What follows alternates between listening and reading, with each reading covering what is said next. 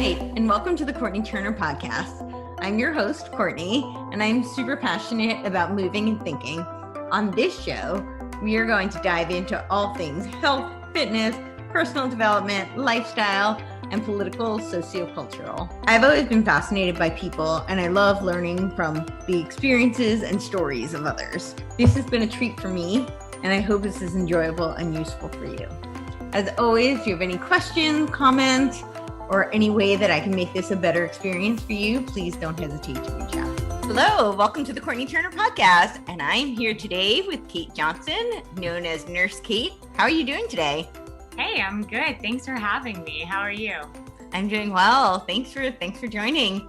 So I love, I've been following you, and I love how you simplify health. And not necessarily make things easy, but I think a lot of people really overcomplicate things, and that's the last thing we need right now. Things are really complicated. So I'd love you to tell us a little bit about like your backstory, how you got into what you're doing now, and a little bit about your mission.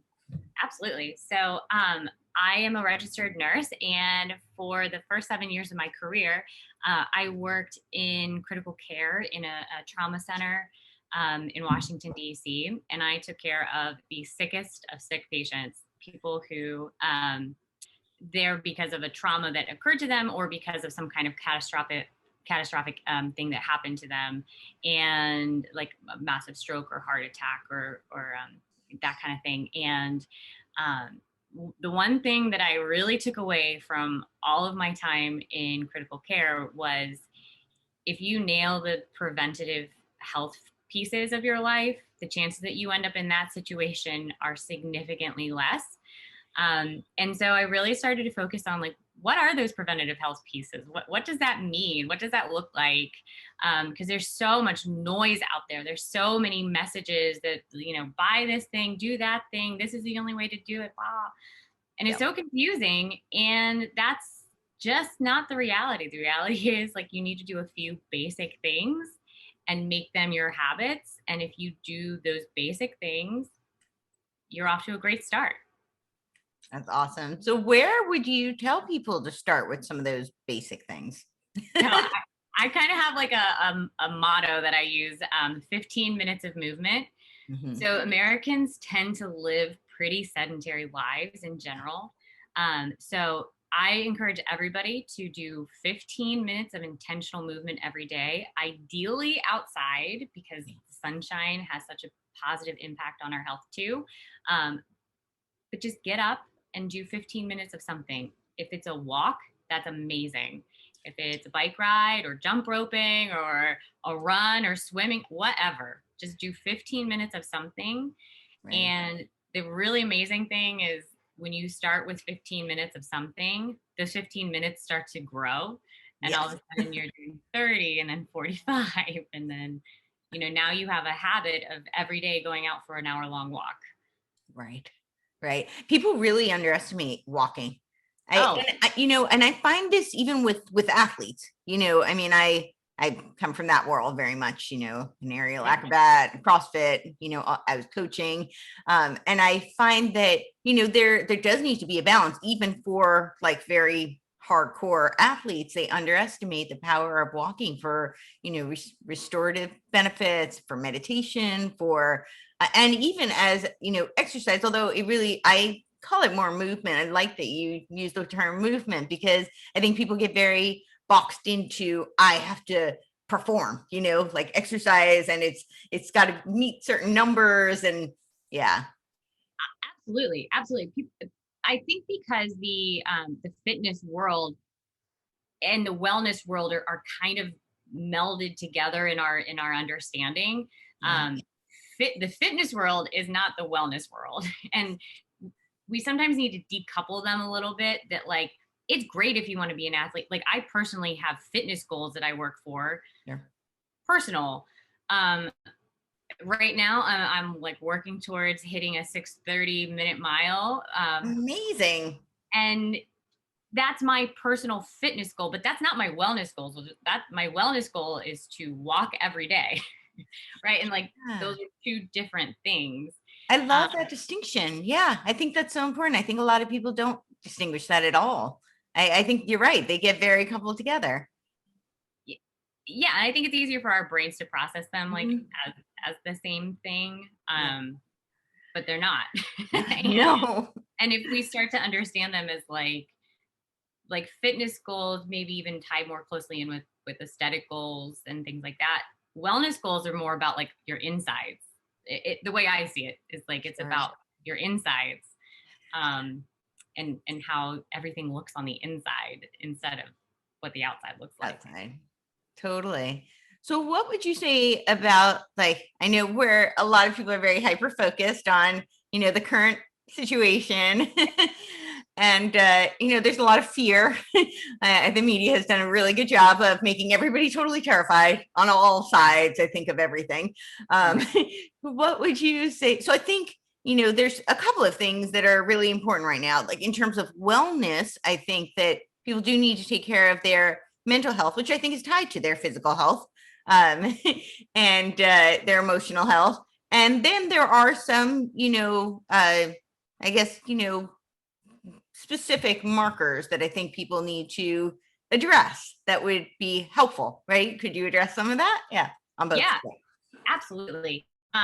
So one thing that's kind of undeniable about this current situation, the pandemic and the the research around it that has really been missed is that negative health outcomes, the most severe negative health outcomes, have occurred in people who are classified as obese. So when it comes to health metrics, that factor is really significant and really important to think about and focus on. We don't like to talk about this because it's not popular, but the reality is that there is so much science, there's so much data and research that not just with this situation, but with health in general, that maintaining a healthy body mass index, BMI, is really important. So when we see people transition from really, high BMIs and start to get back into a more normal range, not only do you see risks significantly decrease from, one of your guests called it the C virus. I like that. Yeah. So like we see risks decrease from that, but we also see things like hypertension, hypercholesteremia, diabetes, complications from diabetes, risk of strokes and heart attacks and cardiovascular disease in general. Like all of these things start to decrease. So it's not just about, focusing on this one thing, although that's important. It's about the whole spectrum of your life and health. Right. And if you look at the data, if we were keeping a little CNN, mortality counter, Right. you would see that year over year, complications from obesity rate very closely with the numbers that have occurred from the C virus. Right. And I think that should really resonate with, if this resonated with you or with people, that should resonate too, right? Is that like, Right. and that's something that we have a lot of control over. Right. And it's not easy. It's extremely difficult because it gets back to it's a lifestyle, it's habits, it's the messaging all around you all the time that pushes towards this sort of indulgence in society that we have for this. But we really have to focus on that as a healthcare community, that fundamentally that is one of the factors that drives negative health outcomes. And I think one of the things that, like certainly there's a lot of focus on the C virus, but I think in the C virus, what we're seeing is that inflammation is a huge marker. And that's very tied to obesity, that it's inflammatory. And that we're seeing that across all sorts of illnesses. And the more, we look into, or at least personally for me, the more research I've been doing a ridiculous amount of research, lately. So, which I think a lot of people have, things that I never knew anything about. And we're seeing inflammation is tied to almost everything. And that's something that lifestyle actually has a huge impact on, right? So in one way, that's kind of encouraging. There's something we can do about it. I think it's so empowering, actually. I agree with that. I think it's so empowering to know, like, I use the tagline, like, own your health. I think Yeah. it's so empowering to understand that I can own my health. Like, I'm not dependent on some doctor somewhere developing something to give me. Like, I can do this Right. today. Like, Yeah. I think that's amazing. And I'm very committed to messaging it that way. Yeah, no, and I love that. That's It's like sort of perceived that, well, you need to wait for a cure. You need to wait for somebody to create something or some pharmaceutical company to come up with an answer. Like, there's a lot that you can do today, right yeah. now. So where would you, so 15 minutes of movement a day, I love that, because yes, I agree. Usually it takes 15 minutes for your brain to kind of kick in and be like, wait, I want to be here, So for a lot of people, that's a really great start. And then what else, what are some other things you would say? Because I agree. It's simple, but it can be really difficult. It's habit change, and that's a really difficult thing for people to do. We get kind of stuck in we're creatures of habit. So whatever our habits are, it's really hard to break out of those and shift them. So yeah. It's extremely difficult. And I did a lot of reading on, like, how habit formation and habit change and how does that happen. And honestly, a lot of times the reason people fail with changing habits is that they try to take on too much too quickly. Yeah. So you get this idea that, like, a lot of these, like, fad diets are extremely extreme, and it's like, you can never again have any of this stuff, even though that's your favorite stuff. And you're like, I can't do that. And you can't. You literally, like, your brain cannot shift. Most people's brains cannot shift that quickly into brand new habits. So the 15 minutes of movement is like something that your brain can kind of wrap its head around. Right. And you can start there. But then other important things are, like, sleep. You need to prioritize sleep. Your body has to rest and recover. You have to have that the physical reset, but the mental and emotional reset that comes from good quality sleep. So you need to figure out ways in your life that you can box out enough time to get 7 or 8 hours of sleep a night. Now, there are, of course, exceptions. Some people, everybody always like, oh, I know somebody only needs 5.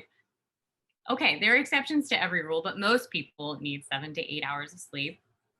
So you're going to have to be diligent and dedicated to go to bed at a time that allows you to get that sleep.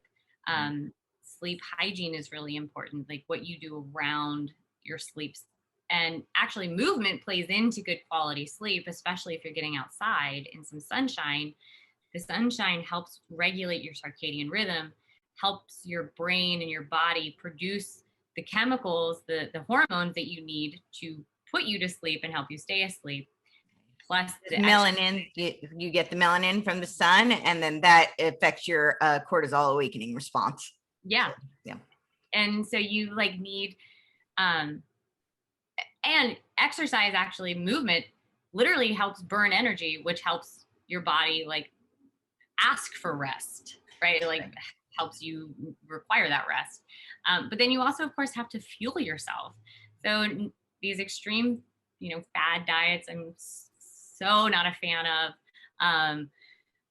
I try to keep that message really simple too. Like, focus on eating things that God made in the way He made them. I'm a Christian, so for me, that's how I understand it. Is that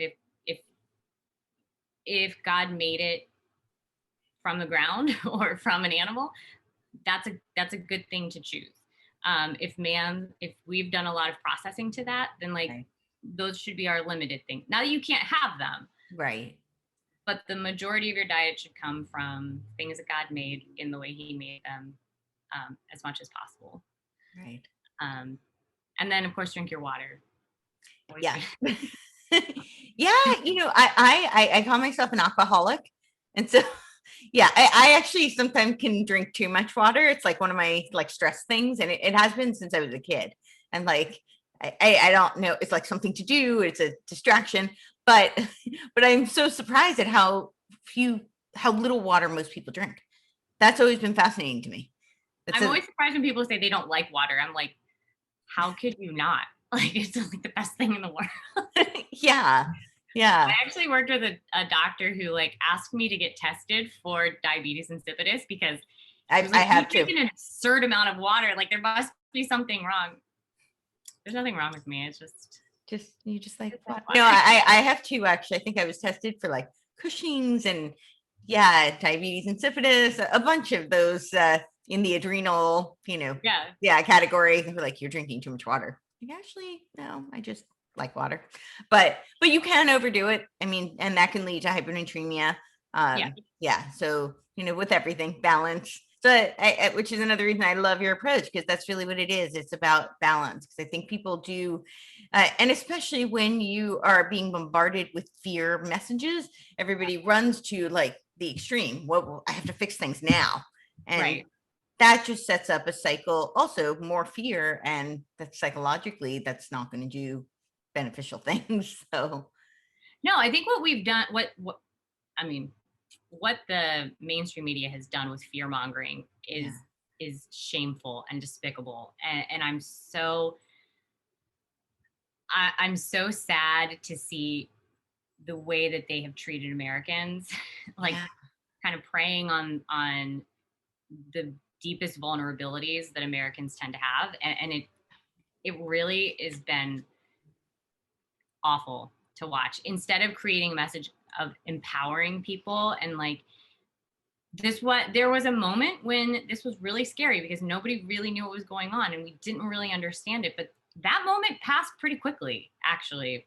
Within 3 or 4 months, we had a pretty good handle on what this was and how we were going to deal with it and what the best medical approaches were and some, some potential therapeutics. And um, instead of leaning into that messaging of like, hey, we understand, we're seeing all this data come out. We're understanding who's vulnerable, why they're vulnerable.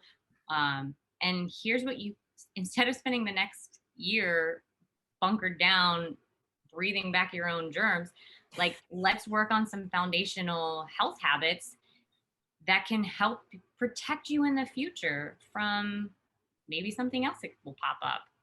totally. Yeah, totally. I'm curious, how has your life and perspective during this time changed being a mother? um, so yeah, I had my daughter in July of Mhm. 2020. So, Right. I was third trimester pregnant, like in the height of all of this. And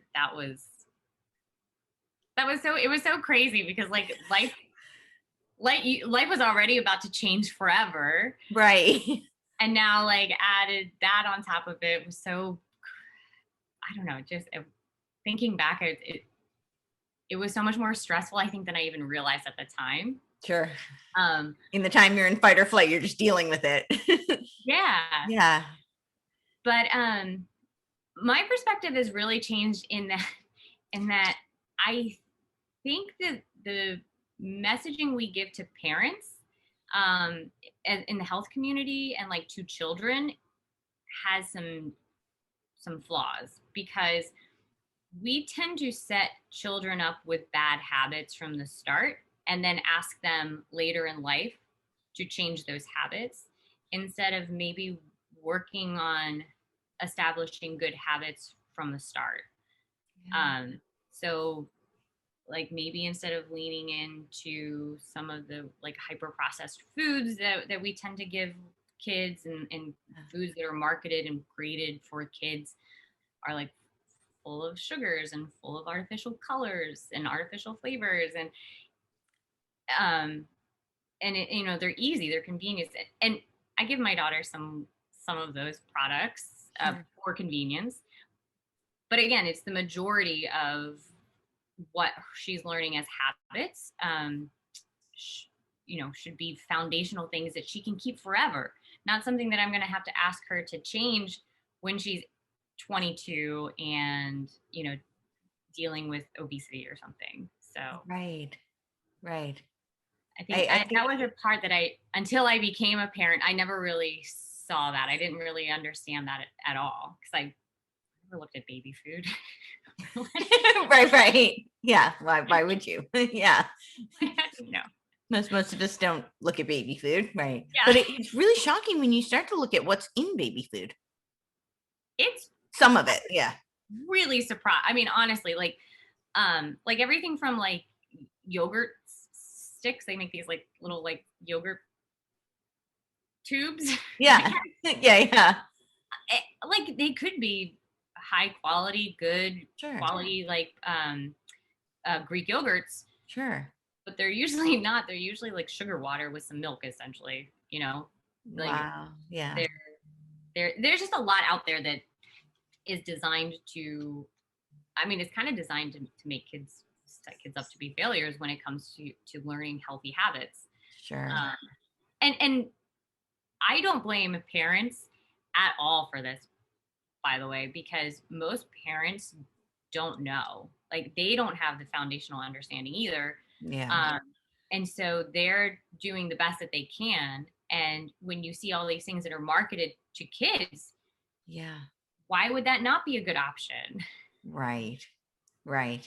So I think that there's a lack of education and support that's provided to parents. And I'm just kind of starting to develop this because my daughter's only been eating solid foods for a few months. Um, Right.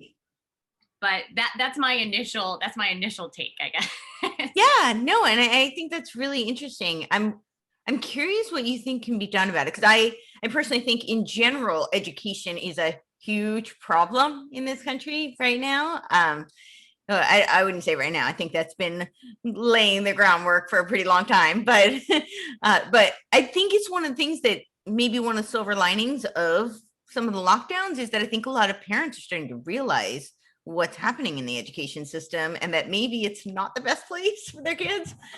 So I think that's extremely true. And I think it actually raised awareness on a lot of things yeah. like um in family dynamics. And there's some research and data to support this. So that like parents have become extremely more aware of like who their kids are because they've had more time to spend with them and understand some of the like psychosocial challenges and these other deep-seated issues that we Americans live extremely busy lives, Yeah. and we don't always have the time to focus on those things. I know for me that's true. My job transitioned to I have like a kind of weird government contracting sort of job right now. Okay. Um, and so it's travel based normally. So when this all happened, we got shut down. So now, I'm working from home and it helped me realize how busy my life was and like Interesting. how rarely I had time to just like think about stuff that was going on in my own home and what's going on around me. Uh, Right. so there's some interesting work that some psychologists are doing like in this connectivity space with parents and their kids and understanding like slowing down a little bit. Yeah, for sure. It's a No, weird benefit of this period. right, right. No, for sure. So speaking of family dynamics, you're one of 11? I am. Wow. So Yeah. I'm curious what that was like. And I'm also actually really curious about your thoughts on, I've actually been thinking a lot about this. One of my partners on my site, TruthMatters, is also one of 11.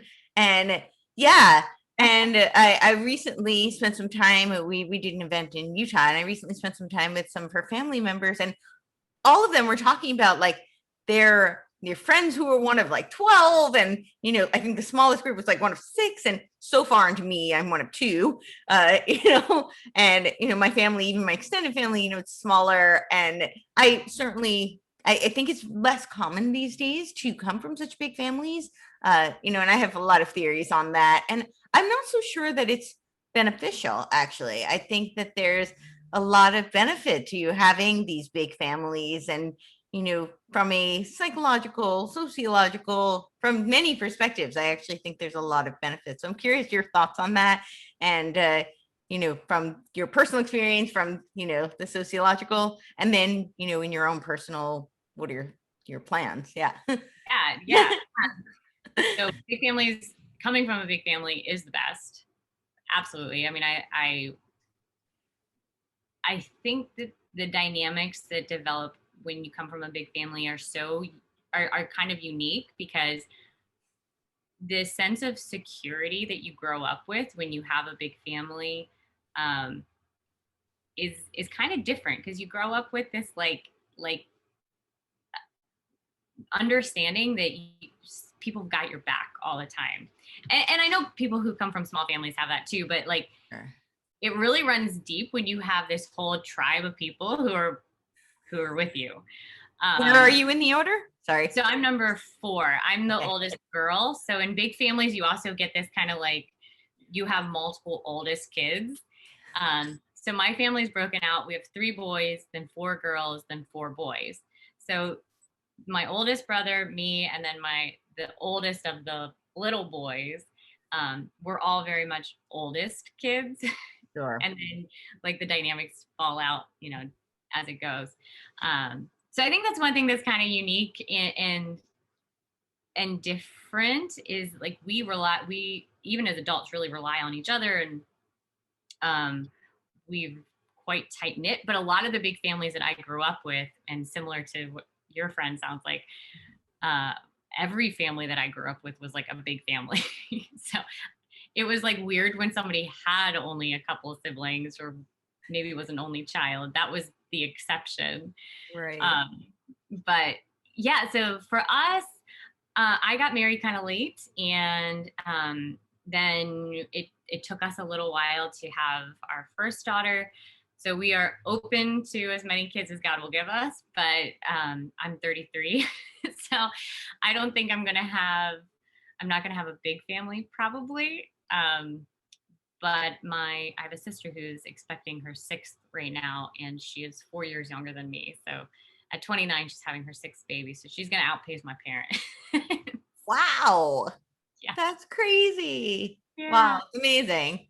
Yeah. Yeah. Yeah. Definitely. Fun. It's a fun dynamic. It is unique in this time, but I think I think it's fun to see more big families growing and flourishing, and for some people there's like a religious component to it. For some people there's just this sort of cultural component where it's becoming like almost more in vogue to have a big family, which is interesting. Yeah. That's really like a resurgence. Yeah. Yeah, Interesting. So where did you grow up? I'm from Delaware, Okay. Yeah. a place that nobody knew Thought I about saw until you. Pardon? a place that nobody knew about until recently, but now everybody's heard of Delaware. Yes. Anybody who has a business has heard of Delaware. Yeah. Yeah. Because did you grow up on a farm? Did I get that did. right? Okay. Yeah. Yeah. So Yeah. I think we're seeing a resurgence of that as well. Can you tell me a little bit about your experience in growing up on a farm, and maybe some of the, you know, yeah, some of the benefits, and maybe some of the, yeah, just shed some light on that? Because I think, a lot of people who are, the cities are much more densely populated, so less people are familiar with farm life. But I do think we're seeing a resurgence of that, of more people gravitating towards it. So Yeah. Well, actually, I think a lot of my foundational understanding of healthy habits Mhm. is a result of growing up on a farm, because when you grow up on a farm, you do this every day. This is your life. You live this because you don't have a choice. Yeah. Whether you like it or not, rain or shine, you're out, taking care of your animals, or you're out taking care of your fields or your crops. Um, we had mainly animals on our farm, just a couple of small crop fields, but the, that kind of drive to prioritize movement comes from an understanding that you can do it. People do it all the time, and you need to do it. And then also the benefits of being with nature and kind of outside enjoying, nature itself is really healthy and beneficial. And I now live in the city and can tell you, having lived both, I can see the benefit of being able to be out with nature. It certainly does inform a lot of my understanding of how we were created to live, Yeah. and being able to enjoy that. Sure. So I have two questions from that.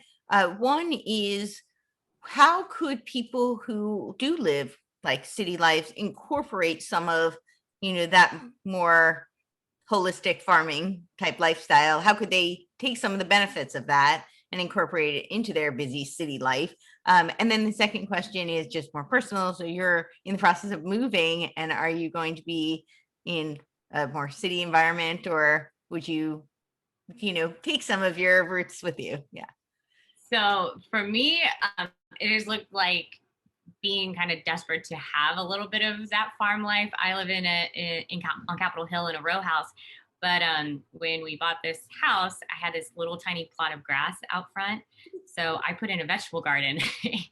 Took up the grass and put in a vegetable garden, which gave me a reason every day to get outside, but also turned out to be this really cool opportunity to talk to my neighbors and like the neighborhood kids about growing crops and where does food come from and how does this happen. They would come by every day and like were so fascinated to watch my zucchini plants go from these tiny little seedlings into something that's producing food that they could take home. So I've done that side. Then I also, if you didn't live in a place that you had grass, I have a few friends who do pots, like they do potted gardens. So I think that there's ways to get creative, but a lot of something that's popular right now is these urban garden centers. So a lot of cities have places where you can go and do like a community garden. Okay. And they grow like fruits and vegetables, but flowers or whatever you're interested in. So if you were interested in getting outside and like getting your hands dirty a little bit, there are opportunities for that in most cities. That was kind of a big push a few years ago. And I think this last year sort of stifled it a little bit, but I've seen it coming back in DC at least. And I'm excited to hopefully it takes on a whole new life. But besides that, like there are always hiking trails, or there are always nature walks and that kind of thing that most cities plan in and build in. So I think just kind of being aware of that and taking advantage of whatever your city has to offer. Like in New York, they have Central Park, which is humongous. My husband and I walked it last year, and I actually had no idea like how humongous Central Park was. But so I'm from right outside New York City, and okay. It's a really funny little story, but I had to meet my mom at a doctor, and being a New Yorker, I'm a walker. It's one of I love to walk everywhere. And so, I looked at the map and I'm like, oh yeah, I'll just, walk across in Central Park. And I got lost for an hour and a half. And me being a New Yorker got lost in Central Park. I mean, granted, I was young and I wasn't that familiar with the map of the park itself, but I couldn't believe that I literally spent an hour and a half trying to find my way out of this park. It was late for my doctor's appointment, and but it's really big. That does not even surprise me. I mean, it is. So it was so much bigger, so much cooler, honestly, than I ever thought it was. Like I'd always sort of envisioned all of these neat little pockets of it being like really close together, but they're not. They're like a mile or two apart. So anyway, so like things like that, taking advantage of just what's available. But when we move, we're moving to Tampa, and our lifestyle right now doesn't support us being outside of a city. We have to have airport access. Sure. So we are going to be living in the city of Tampa, but we bought a house that has a decent sized yard, and I've already plotted out where my garden's going to go. Yay! And there's some really cool like nature pieces, and the Florida life is just a little bit more outdoorsy anyway. So we'll continue to take advantage of all of the opportunities to be outdoors. That's awesome. That's awesome. So we were talking a little bit about like the media and like how stressful, they made things, especially recently. But I think that that's their job, and people are just now realizing that that's their job. Um, so what is it like? Your husband works in media. What is Yeah. it like being around that, often in that world? So there's two tactics I use. One is ignore ignore like a lot of it because you just like don't pay. Most of it is just nonsense, right? Like most of it's drama for the sake of drama. I think people don't realize that the media is actually like Real Housewives. Like that, there's a lot of manufacturing of drama for the sake of drama. Um, Yeah. and then just finding sources and resources that you really feel like you can trust and can rely on, and provide you solid and like helpful good information without stressing you out. I think that's like one of the biggest takeaways that I've learned from being inundated with media all the time, where like you cannot, like we can't tune it out in this house. Right. So um you know taking the wheat and leaving the chaff, if you will, like making sure that you pay attention to things that edify you and like give you the information you need, and leave the rest. And like don't take it that seriously. Everybody like takes it all seriously. It's Real Housewives, so remember that. That's great. That's a great analogy, and I think that's a really powerful one. Understand. Anybody who like tunes into, I can honestly say that I've never watched a Don Lemon episode, but like I've seen clips from it. If you think about it, like compare what he's saying to like one of these, um, reality TV shows, you'll Right. see a lot of overlap. Yeah, no, for sure. I don't really watch very often, but I have seen clips, and I'm like that hypersensitization is really it's extreme. It's very over the top. It's Yeah, exactly. Exactly. It's Real House. It's dramatized. It is yeah. dramatized. No, totally. Totally. Um yeah, so you were talking about like taking the wheat, leaving the chaff. What are some pure I think a lot of people lack discernment, and a lot that's something I've really realized more and more recently. And I think I'm not sure I fault them for it. I think it's very difficult. I don't think that that's a skill everybody has. And I'm wondering if you have some tips for people, like how do they develop that? How do they harness that, to know for themselves, like, because it's going to be different for everybody. I'm not, one of my things is, and at Truth Matters, we always talk about this, it's not about, for us personally, we don't want everybody necessarily to come to the same conclusions we do. We do want to present, information so that people can start to dig for themselves. And I think a lot of people don't even know where to begin, and they don't even know how to weed through it. So do you have any advice for people on that? Yeah, I mean, I think actually the principles kind of apply, like whether you're talking about when it comes to like health and fitness stuff, Yeah. or if it's like news and media. Yeah. Um, you have to, I understanding your worldview and what your foundational worldview is, I think goes a really long way Yeah. in helping to sift through things. And if you aren't sure what your worldview is, you got to do some work on you first before you can before you can develop those skills. Because if you don't understand um, your worldview and why you are thinking a certain way, then it's going to be really challenging to understand when people present data or information. And you have to always keep in mind that everybody's coming from their own worldview, right? Like everybody has their own perspective they're bringing to it. Right. And what do you align? Does your worldview align with that? And if it does, then you probably are off to a pretty good start in having solid information. And if it doesn't, then you might want to rethink that. I think this got like maybe hyper inflated in the Trump era, where everybody was like, well, I hate Trump, and so I align with this, or I love Trump, so I align with that. And they like sort of forgot that there's a lot more to it than just like those two channels.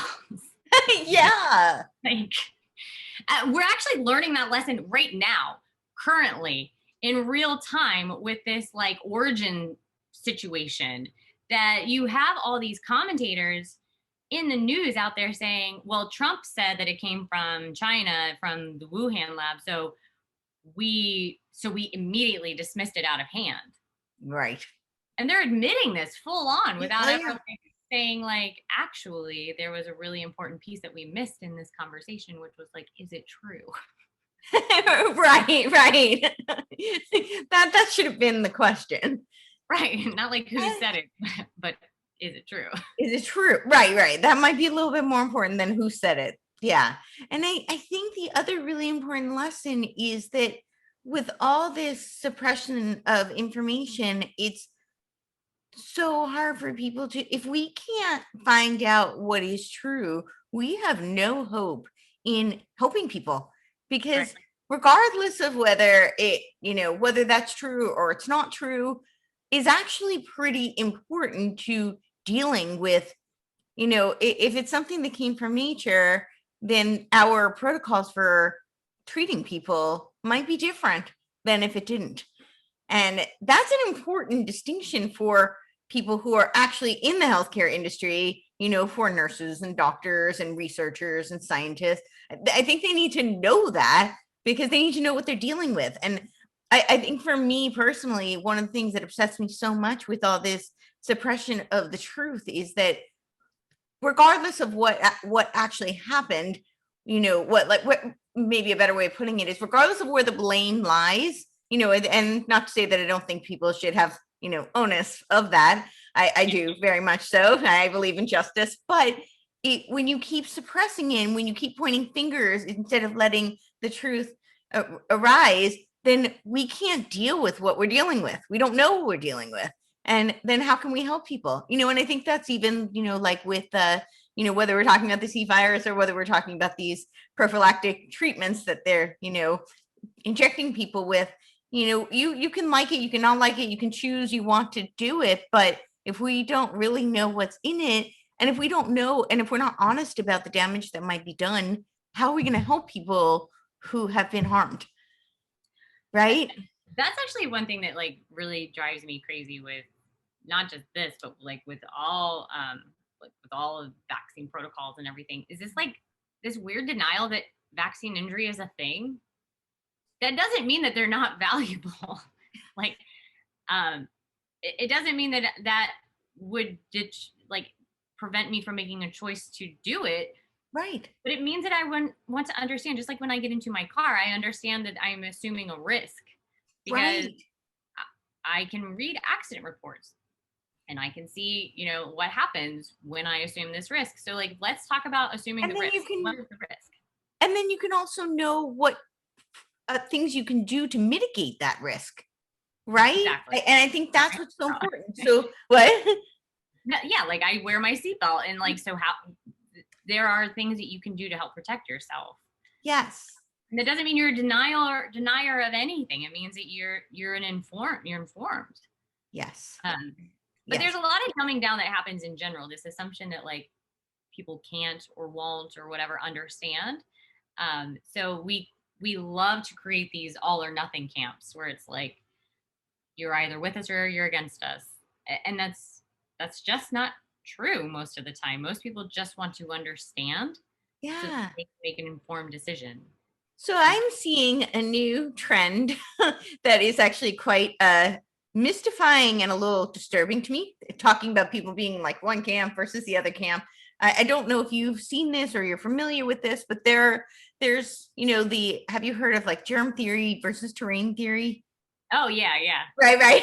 So I personally, and I'd love to hear your thoughts, you're probably more versed than I am, but I personally think there's actually merit to both. I don't think you have to be in all one camp or the other. And I am really disturbed by these people who are now coming up and saying that, germs don't exist at all. And I think a lot of the voice that's being given to I can see the expression. For those of you who are just listening, the expression on her face was priceless.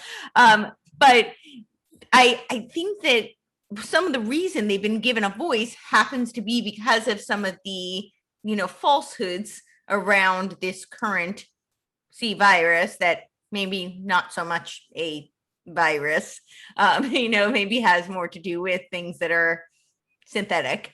Right. And so because there are a lot of lies around this current situation, that has now been given rise to people who are spreading actual falsehoods. And that's not helpful, in my opinion. No. But maybe you can tell me your opinion on it. I don't know where, you probably have more information and thoughts and I think it's extremely harmful. It's so damaging because like this denial that I actually just recently read some crazy article about like how all germs are made up and whatever. I'm like, yes. Oh, and it's really gaining a lot of traction. I'm a little concerned. Like your body is a significant portion. Something like 80% of us are germs, right? Yeah. And actually they're good for you and they're helpful and they're what produces hormones and they're what drives like your thought processes and things. So that it's ridiculous. It's actually disprovable. All you need is a microscope and you can like disprove that ridiculous theory. But yeah, I think we live in this weird world where there's actually like a desire almost for this bad information to take rise because then it allows for experts and authoritarian type people to come in and like lump everybody together. So if you have doubts at all, well then you're one of these crazy people who like is extremely misinformed, and we can just lump all of you guys together, and now you're you're basic science denier.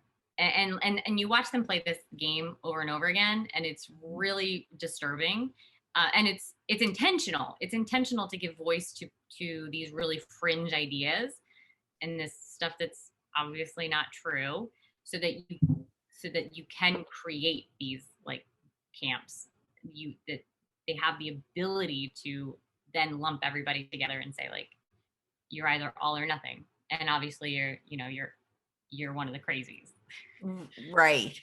I actually wasn't not play that game. I think is ultimately the thing is that you watch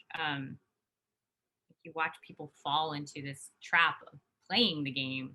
Yeah. Like, oh, I don't want to be one of those. So I guess like no, you can be a rational, reasonable person and say like, I don't believe that, but I'm also not sure that I believe this. I'd like more information.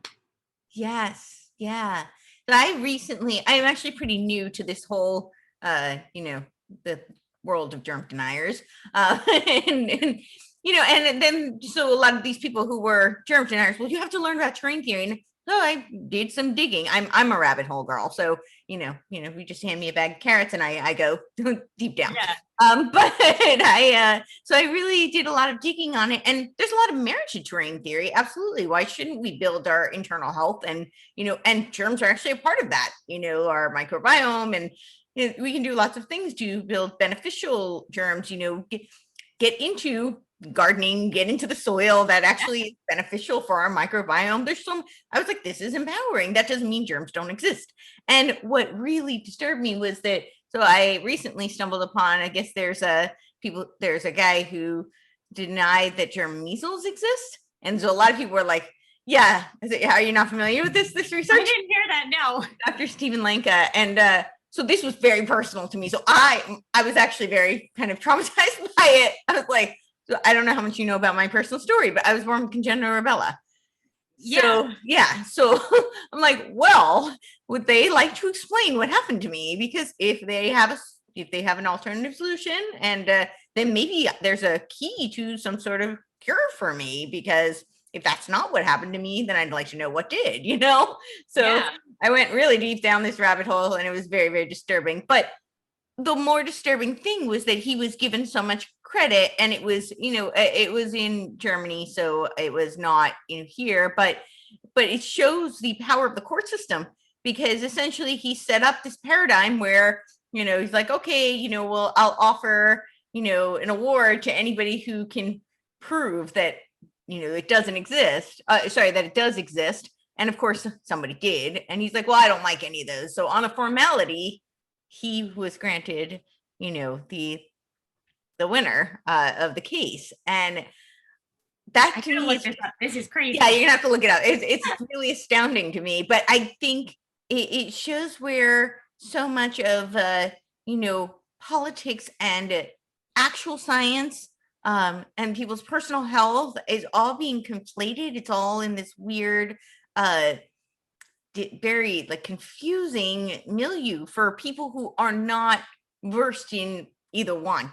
So for most people who are not either in the healthcare industry, they're not nurses, doctors, scientists, or not in the political world or media world, they're just listening to what's being fed to them, and they're innocent, but they don't realize how much misinformation is being given, and how much of it, I think, to be a cynic here, I think a little bit of it is intentionally misleading. So yeah, I mean, I really do believe that these sort of fringe voices are elevated with the intention of making it more confusing, because that benefits a certain group of people to be able to, disparage. I mean, that's just the reality. But you see it across a lot of spectrums. yeah, I mean, it's not just this situation. You see it with this body positivity movement, right? Like, yes, you either are like all in favor of what they've defined as body positivity, or you're not. And if you're not, then you hate people, and you're a horrible person, and like, that's healthy too. And like, it's this weird desire to have people fractured, to have people confused, to like be like, well, I don't hate you, I don't hate them, I care about them, and I want them to like live a healthy, productive, long life. right, That's my desire. But you're telling me that if I say that, like, hey, science says that this is harmful to you, yeah, now I'm a bad person? right. Like, this is a weird, it's Well, intentional. It's intentional to be like confusing and like leave you in a position where you just have to say what you're being told to say. I'm like, smile and nod. and smiling. Well, the other thing about it too is I feel like we're being forced to accept lies. So Yeah. the body positivity movement is a great example. Obesity is not body positivity. So I understand that there are certainly, conditions where it makes things more difficult and more challenging for people. I understand that there are underlying conditions that will, contribute, but that doesn't mean that people don't have some power over their health. It also does not mean that it is healthy for them to, continue to propagate this lie that being obese is healthy, or that, Right. we should glamorize it. That it's not healthy. And that doesn't mean that we're, promulgating, the heroin chic anorexic person. That, like, why does it have to be these two extremes? Like, there is actually a pretty wide middle range. We've even learned, like, you were talking about the body mass index, and a lot of athletes actually fall outside of that because muscle is so dense, so a lot of them they're heavy, Yeah. and they may be outside of that. But there's that doesn't mean the body mass index is a bad indicator for most of the average population. Right. Right. Exactly. Again, like, why do we have to demonize everything? And I think it is incredibly dangerous. It's misleading, it's confusing.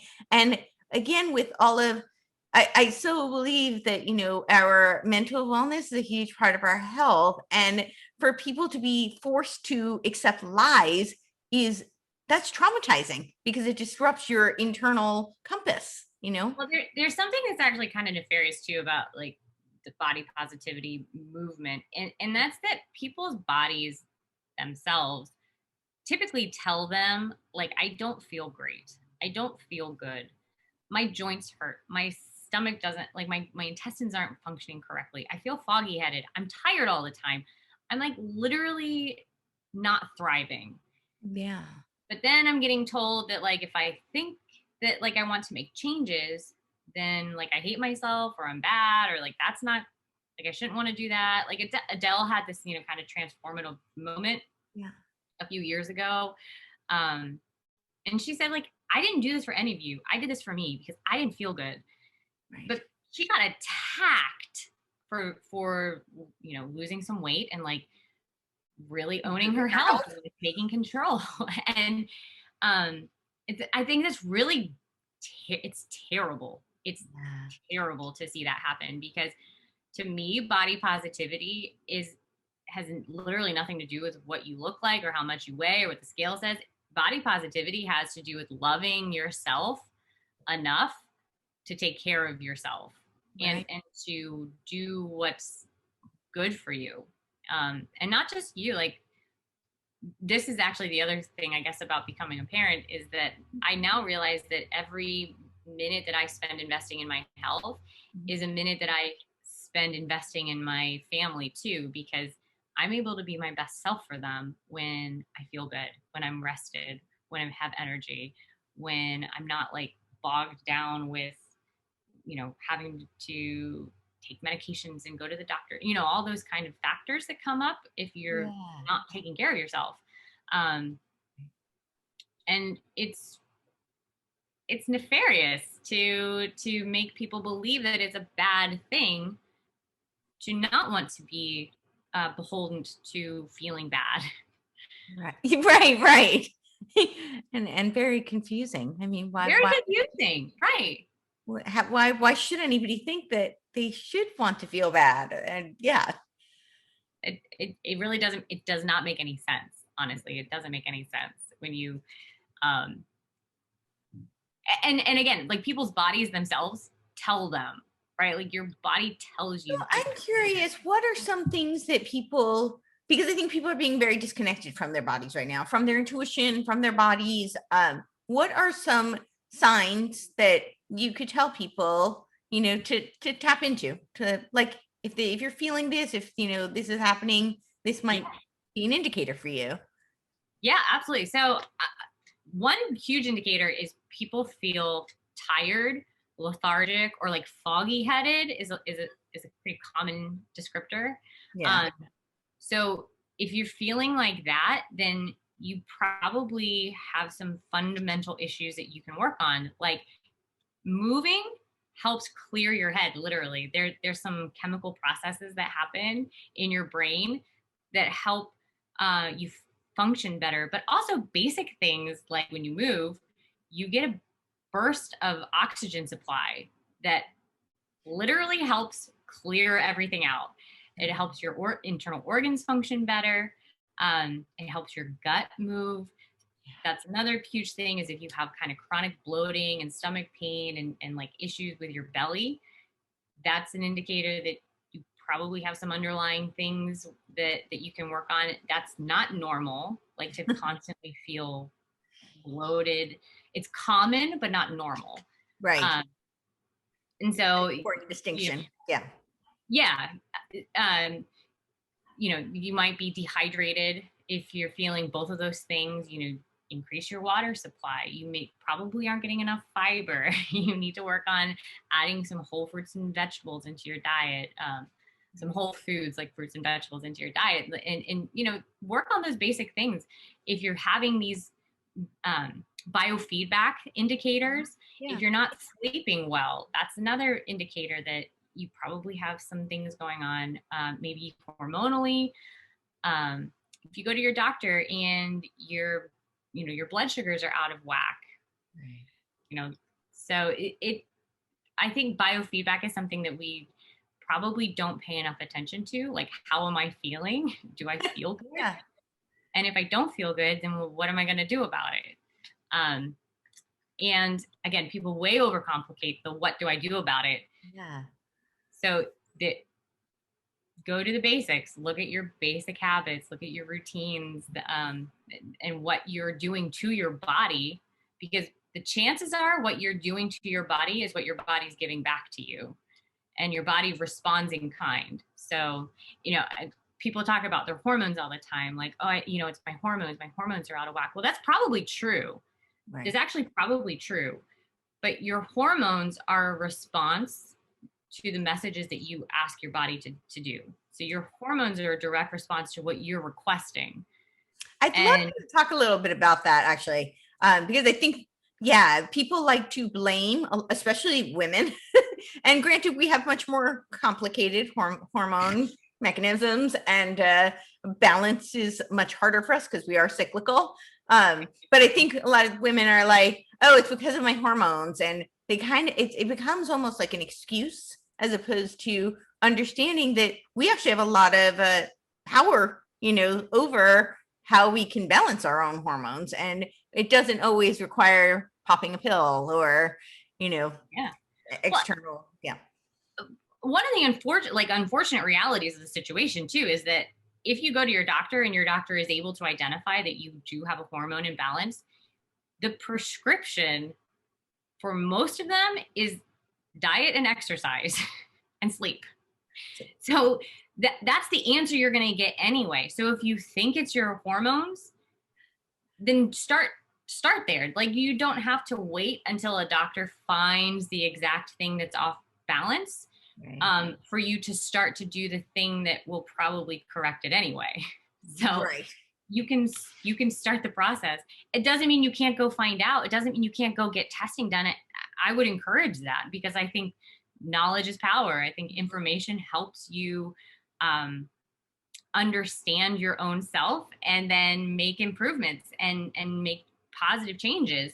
But that doesn't mean that you should wait, because maybe they never will. And maybe what's normal for you, what a range would say is normal. Mm-hmm. All blood work panels and everything have a range. Right. Well, maybe that's not normal for you, right? Like, maybe you would fall on the high end, or maybe you would fall on the low end. So maybe it comes in as normal, but you're reading low, and your body wants to be in the middle of that range, right? And so that's, I'm sorry, go on. Yeah. You may not get the answer you're looking for if you're, waiting to get a doctor to tell you that. You can do it today. You can. Right.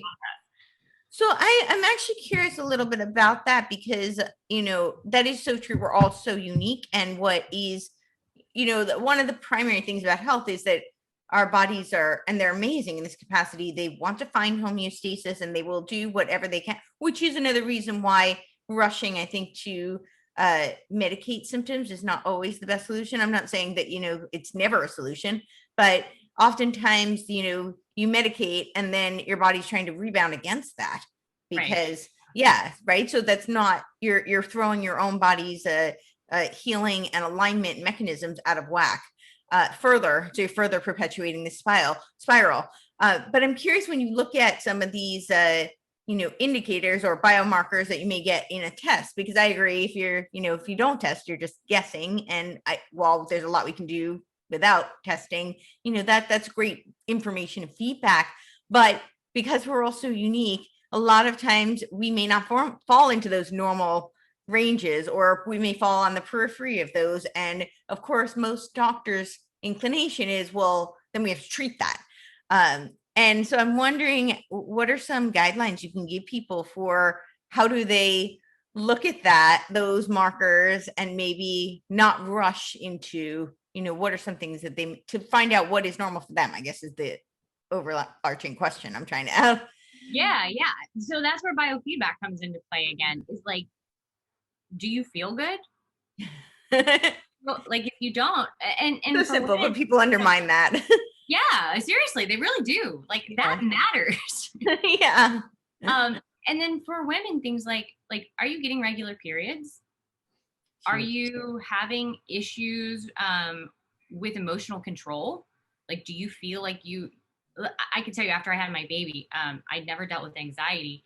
I had horrible anxiety, postpartum anxiety, like nearly crippling, for a couple of weeks, where I was had a hard time leaving the house, and stuff that I never dealt with. That stuff's hormonal, and I did not feel good. That did not make me feel good to feel like that. Being on the edge of your seat all the time.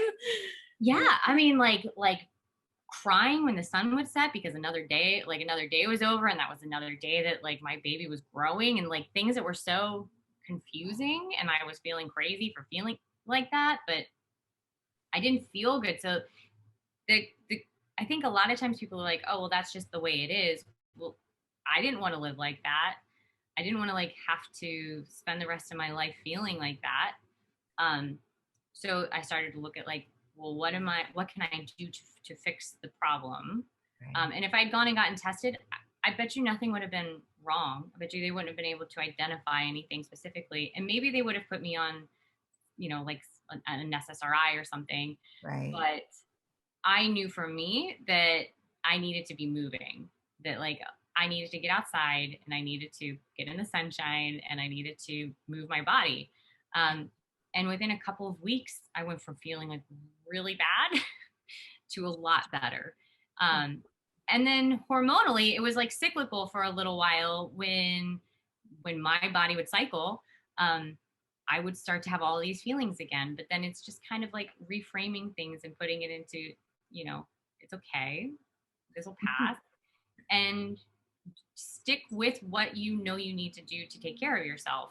I think we sometimes react to suppress the symptom instead of looking for the cause. And if I had suppressed the symptom of the anxiety, maybe I would have never found the cause, which is I need to move. Like that's how I'm wired. That's how my brain functions. That's when I feel my best. And after having a baby, you have to take a little while to not move. Right. Yeah. Those are sacrifices. Yes. Yeah. So, but again, it was like simple stuff like going outside, and I would walk the block 3 or 4 times and just get outside in the sunshine, get outside and like breathe some fresh air. And that was the start of the process of dealing with the root cause for me. So like maybe overly personal story, but to your point about not suppressing the symptoms, like looking at the symptoms and saying, what do those symptoms mean? Yes. Those are signals that your body's sending that like we need to look at something deeper and not just suppress the symptom. Right.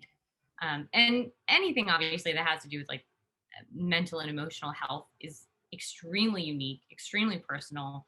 That is something that, every individual has to navigate. But there are things that we can all, that are universal principles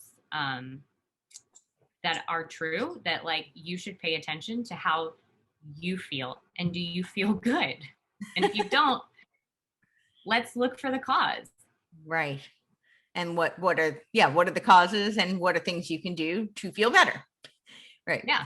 I'm curious because you're talking about, like you started, which is going for walks around the block, right? And in the beginning of this discussion, you were saying one of your personal fitness goals, not wellness goals, but fitness goals, is to run a 6:30 mile, which is amazing, by the way. And I'm curious for people, because we were saying how like a lot of people want to start, at 1,000. They don't want to take steps, right? And you started with walking around the block. So what are your how did you get from that to even being able to conceive of running a 6:30 mile? Yeah. So pre-pregnancy, that was my max. That was my best time. So for me, it's a goal of like kind of getting back to where I was pre-pregnancy. But yeah, I mean, it's just slow, steady progress, right? Like the first time I lifted weights after having my baby, I was like, wow, this is crazy how hard this is. I felt like I had, but that's okay. Like life changes. Yeah. Where you are changes. And instead of looking at it like, oh, I've lost all my progress, I'll, whatever. Well, like, let's start the rebuild. Maybe I'm kind of back as a beginner, but that's okay. My first run ever postpartum was a 10-minute mile. And that was great. I felt like really good about that. Yeah, totally. But then, just I'm not a runner. I've done a half marathon and I was like, I have no interest in doing anything more than that. And yeah. I used to run long distance. Yeah. And then I literally one day was like, I hate this. Why do I do this? Why do I do I it? Yeah. And so now I do like short distances for speed for time. Yeah. I prefer that actually. Yeah. And I like that. And that work, it works for me. So. Totally. I think that's a really, yeah, I'm with you on that. But I think that's a really good point about, rebuilding and not just looking at where you were. Because when I was coaching, that was something that I would hear people say all the time. Like, oh, but I used to be able to do that. And people get that etched in their head as like, that's a forever thing. But, they use it and lose it and things change too in terms of, different modalities too. So I always say the body is good at what the body does. So, if you run long distances, the body will be get better at doing that. You run short distance for time, that will be better at doing that. If you, but it might not be so good at lifting weights. So you might not be able to lift as heavy as somebody who only lifts weights, and I don't believe there's that you have to do one versus the other. I think there's, they all work. They have different, obviously people who have specific goals, there are differences, and it's obviously for different sports, you're going to want to train certain things. But really, I always tell people, do what you love, like whatever is going to motivate you to move, do that because you'll do it. No, that's exactly right. I literally always say that. It's like, I personally hate spin. I think spin is designed by some kind of crazy, like, evil person who wants to torture women. And some women love it. And like, it's like the thing that gets them out of bed in the morning to go hop on their Peloton, and like that works for them. I hate spinning so much. So I would not do it.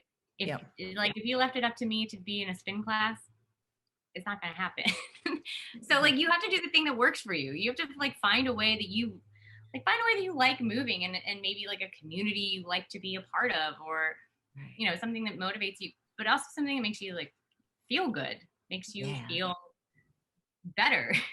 The point of it at the end should be that you feel better, and you feeling like you're the best version of yourself, not and personally, I like being pushed. I like pushing myself. Like, that's why I set goals for myself, because I like that. And some people really like doing the same thing every day and like having the same exact routine and the same patterns. Yeah. And that works for them. And so you have to find the thing that works for you. And maybe that is different in different places in life. I fervently believe that, especially for women, it is different at different places in life, because when you're 7 months pregnant, you're not going to have the same abilities that you have when you're not. Right. And that's okay. I think like getting our heads around the fact that it's okay to be different, right, is a good thing. Totally. Can you talk a little bit about like some of the things that you encourage women to do when they are pregnant versus not, and and then the postpartum period, and I'm gonna sound like a broken record, but honestly, I think the number one thing that I would encourage every woman to do is move as much as you can, or as long as you can, into your pregnancy. So, and some women have restrictions that you cannot. Like, my best friend was on essentially bed rest for like 25 weeks of her pregnancy, and you may very well get restrictions that prevent you from doing that, and that is far more important. But if you have a normal pregnancy, move as much as you can for as long as you can. It gets really tough, obviously, but it is so worth it in the long run, because you will feel better. Will feel better. Even though it's hard, you will feel better. Always. Yeah. And there is a ton of research that supports that now too. It used to be believed that you should limit activity in pregnancy. Mm-hmm. Not anymore. Now the research all supports that you you can safely do whatever you did pre-pregnancy. So if you were a runner before, you can run as long as your body feels good. You can keep doing that. If you lifted weights, you can keep doing that. Um, the thing that is true is that as you progress in your pregnancy, your ability to continue will fall off. Your body just has different demands. It's being asked to do different things. Yep. But that doesn't mean that you can't keep moving and you can't keep doing what you can do for as long as you can do it. Yeah. And I think that's true for everything, even For everything. Not pregnant, right? Yeah. Do what you can do for as long as you can do it. Yeah. And as long as it feels good, keep going. Yeah. Yeah, exactly. And it is a special time when you really need to be paying attention to that biofeedback, like not overdoing it, but doing as much as you can. Yeah, totally. I got attacked a lot online for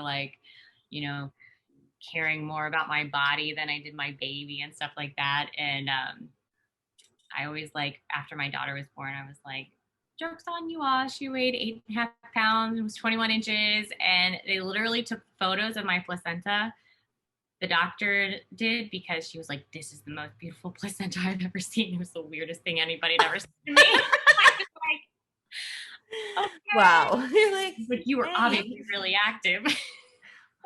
Oh, wow. But the vasculature, the placenta is a vascular organ that develops. And the vasculature was really healthy, visibly healthy. So, I know that's kind of weird, but no, makes perfect sense. And I think one of the other things that people forget is that as human beings, we live in such an advanced technological age, and as you're saying, Americans tend to be very sedentary. But the reality is our physiology really hasn't changed that much in thousands of years. And so if you look back, historically, even pregnant women were designed to, they were doing very heavy manual labor. That's how they functioned. That's how they survived. So to expect that we shouldn't be able to is actually kind of counterintuitive if you really look at how we got to even as a species survive, Yeah. And if you look at other countries, women in other countries don't alter their lifestyles, quite the way that we sort of expected American women to in the past. Right. It was almost viewed as there was a moment where it was almost kind of like a status symbol or something, to be a woman of leisure in that way. Right. And in maybe less developed countries, it still kind of is that if you're able to not do physical labor while you're pregnant, it's like a status symbol. Sure. Yeah. And now weirdly, it's in America, it's kind of the opposite. Yeah. Flipped now, that active women, it's almost like a socioeconomic divide. Yeah, no, there's truth in that. Yeah, there's absolutely truth. They have more time to be active as opposed to sitting at a computer. So or whatever the job may be. But yeah, no, totally. Yeah, exactly. Interesting. Well, this has been amazing. Do you have anything else you want to add? Anything you want to leave us with, and tell everybody where to find you? Sure. So I'm on Instagram at Nurse Kate Johnson. And I guess my final parting thought is just, health is not as complicated as everybody would like to make it out to be. It's actually really simple. It's not easy, but it's simple. So stick to the basics. The basics are where it's at. Health is habit, and your health is yours. Go own it. Awesome. I love it. Thank you.